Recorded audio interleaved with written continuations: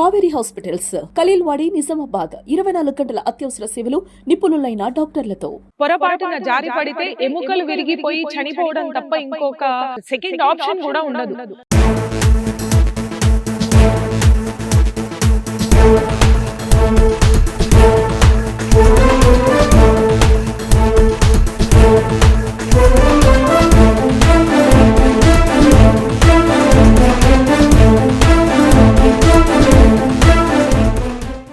ఆర్మూర్ ప్రభుత్వ BC integrated బాలుర వసతి గృహంలోని విద్యార్థుల వార్త ఇప్పుడు ఆర్మూర్ మొత్తం కలిచివేస్తుంది. ఉమ్మడి నిజామాబాద్ జిల్లాలో ఆరెంజ్ అలర్ట్ ప్రకటించడం జరిగింది. సింగిల్ డిజిట్ డిగ్రీ సెల్సియస్ ఉష్ణోగ్రత నమోదైంది. ఇంత ఎముకలు కొరికే చలిలో ఒకసారి విజువల్స్లో చూడండి ఏం జరుగుతుందో.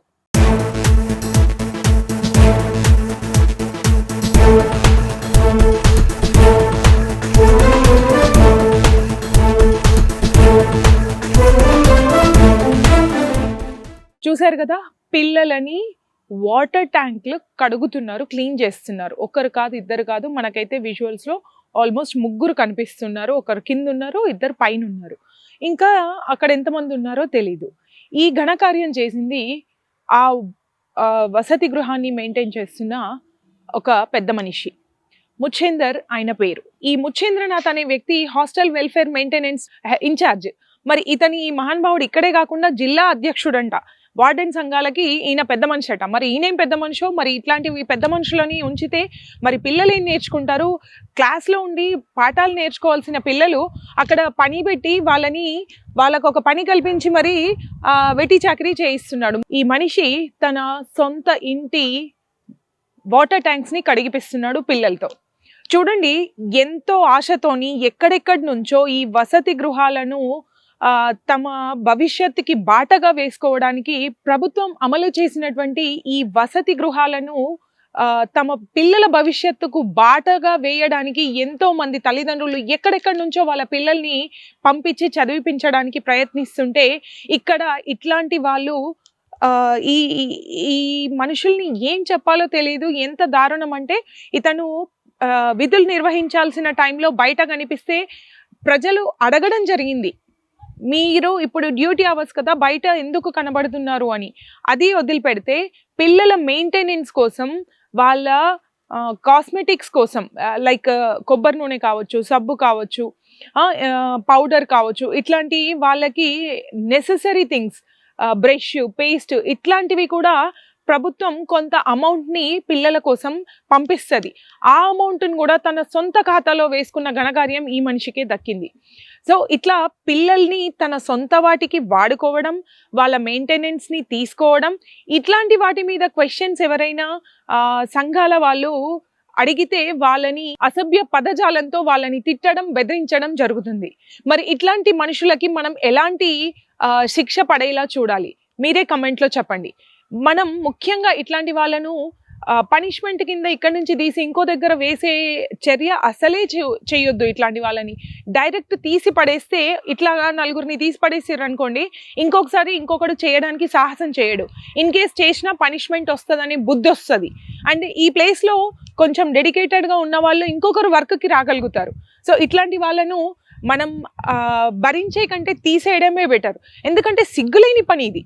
పిల్లల మెయింటెనెన్స్ కోసం వేసిన డబ్బులు తీసుకోవడం. ఒకసారి చూడండి, అంత చలిలో ఆ పిల్లలు బట్టలు లేకుండా వాటర్ ట్యాంక్లో నీళ్ళతో పని అంటే స్నానం చేయమంటేనే ఉలిక్కి పడే పిల్లలు. మరి అట్లాంటిది బట్టలు లేకుండా నీటిలో మునిగి వాటిని తీసుకుంటూ బయట పారబోసి వాటిని క్లీన్ చేయాలంట.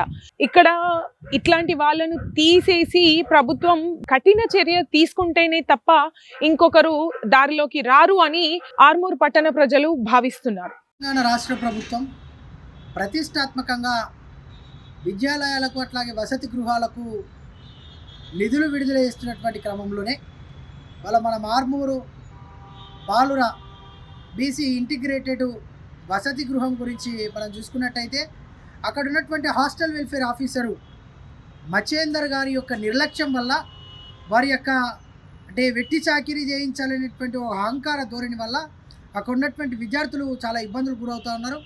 అదే క్రమంలో మనం చూసుకోవచ్చు, ఒక వీడియో ఉంది, నిన్నగాక మొన్న విద్యార్థులతోని 2 అంతస్తుల మీద ఉన్నటువంటి నీటి కుళాయిలను కడిగిస్తూ ఉన్నాడు. ఇది చాలా అంటే ఒక అహంకారానికి అహంకారానికి ఇది ఒక నిలువుటద్దం. ఎందుకనంటే మచ్చేందర్ గారు ఇప్పటి వరకు కూడా అనేక సార్లు అనేక మంది విద్యార్థులను ఆయన ఎక్కడుంటే అక్కడ చాలా ఇబ్బందులకు గురి చేసిండు. అదే క్రమంలో విద్యార్థులతో వెటిచాకిరి చేపిస్తూ ఉన్నాడు. ఆయన ఏ హాస్టల్కి అయితే ఇన్ఛార్జ్గా ఉన్నారో ఆ వసతి గృహంలో అరాకొరా నిధులతోని ఎక్కడ కూడా సమర్థవంతంగా పని చేయించినటువంటి వైరం మనం చూస్తూనే ఉన్నాం. హాస్టల్కి సంబంధించినటువంటి లైటింగ్స్ కానీ అట్లాగే వాష్రూమ్స్ కానీ అంటే మిగతా అదర్ ఆఫీస్ ఎక్స్పెన్సెస్తోని చేపియాల్సినటువంటి ఏ పనులను కూడా చేపించకుండా ఇలా విద్యార్థులతో పని చేయించుకున్నటువంటి వైరం మనం చూస్తూనే ఉన్నాం. వారిని పనిచేయమని గతంలో మేము అడిగినప్పుడు కూడా మీరు ఇట్లా చేయొద్దు అని చెప్పినప్పుడు కూడా నేను టీఎన్జిఓస్లో సభ్యుడిని అట్లాగే జిల్లా నాయకుడిని వార్డెన్ల సంఘం జిల్లా అధ్యక్షుడిని అని చెప్పి ప్రగల్భాలు పలికారు. ఇప్పుడు వార్డెన్ల సంఘం రాష్ట్ర కార్యదర్శిని అని చెప్పి వీరు సరిగ్గా డ్యూటీలకు వెళ్లకుండా ఏదో నామమాత్రంగా డ్యూటీ చేస్తూ ఇతర వార్డెన్ల మీద అంటే బాధ్యతలపై బయట తిరుగుతూ ఉన్నారు. వీరికి అనేక పంచాయతీలు తెంపడంలో చాలా ప్రసిద్ధి కలిగినటువంటి వ్యక్తులలో వీరు కూడా ఒకరు. గవర్నమెంట్ సొమ్ము తీసుకుంటూ గవర్నమెంట్ పని చేయకుండా బయట పని చేస్తానని చెప్పి కూడా అనేక సార్లు ప్రలోభాలు పలిగినటువంటి వ్యక్తి. కాబట్టి మీకు విజ్ఞప్తి చేస్తూ ఉన్నాం అధికారులకు, వాళ్ళ తల్లిదండ్రులు చిన్న చిన్న పిల్లలైనటువంటి వాళ్ళ బిడ్డలను 1వ తరగతి నుండి 10వ తరగతి పిల్లలు ఎవరైతే ఉన్నారో వాళ్ళని సంక్షేమ హాస్టల్లో పెట్టి చదివిపిస్తే విద్యాబుద్ధులు వచ్చి బాగుపడతారని ఒక ఉద్దేశంతో వాళ్ళ సదూర ప్రాంతాల నుండి ఇక్కడ పంపించడం జరుగుతున్నది. వాళ్ళతోని ఈయన పనులు చేపిస్తూ ఉన్నాడు. 2 అంతస్తుల మీద ఉన్నటువంటి వాటర్ ట్యాంకులు ఆ పిల్లల కంటే ఎక్కువ ఎత్తులో ఉన్నాయి.